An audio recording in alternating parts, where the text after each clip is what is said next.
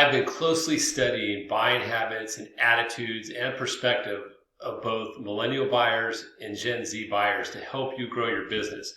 You're going to need a pillar of your business as first-time home buyers, and these two generations are what's going to drive home buying for the next few decades. But if you don't know how to work with them right now, you're going to suffer. I want to show you an amazing house hacking strategy that no one's talking about, but if you know how to explain it, you can get both a millennial buyer and a Gen Z buyer off the fence. And what it is buy a house to pay off your student loan debt. And yes, I said that correctly. You buy a house in order to pay off your student loan debt.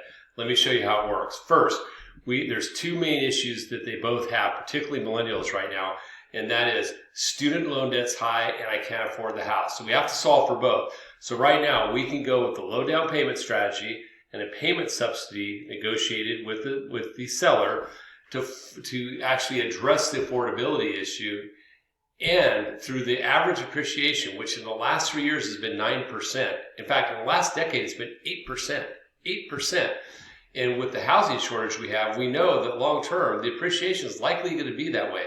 But I want to show you if we just use 5% appreciation, what happens to help these millennials pay off their student loan and even buy another house. So let's set the table just a bit. The average student loan debt is $37,574 right now, okay? That's the federal student loan. Private student loan debt averages $54,000. So, 40 to 50,000, in that range, 55,000 is what the average student loan debt is. And then let's look at the average appreciation rate.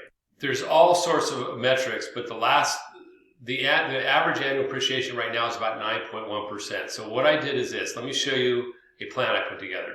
So I went with John and Mary Homebuyer. We went with a payment subsidy program. We also went with some seller pay closing and a low down payment. We get them in for about $20,000, which is about what the average millennial has in savings. They have between $10,000 and $20,000.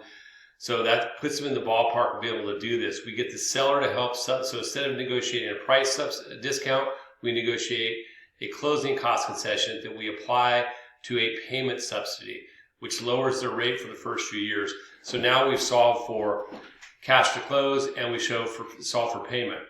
But here's the thing, at 5% appreciation, look what happens to their net worth. Net worth in 5 years, $148,000. Or I also showed them, what I'm showing all the buyers right now too, is I'm showing a payment subsidy, and then I'm also showing them rates are expected to go down to 4.5% permanently within the next year to year and a half, maybe 2 years max.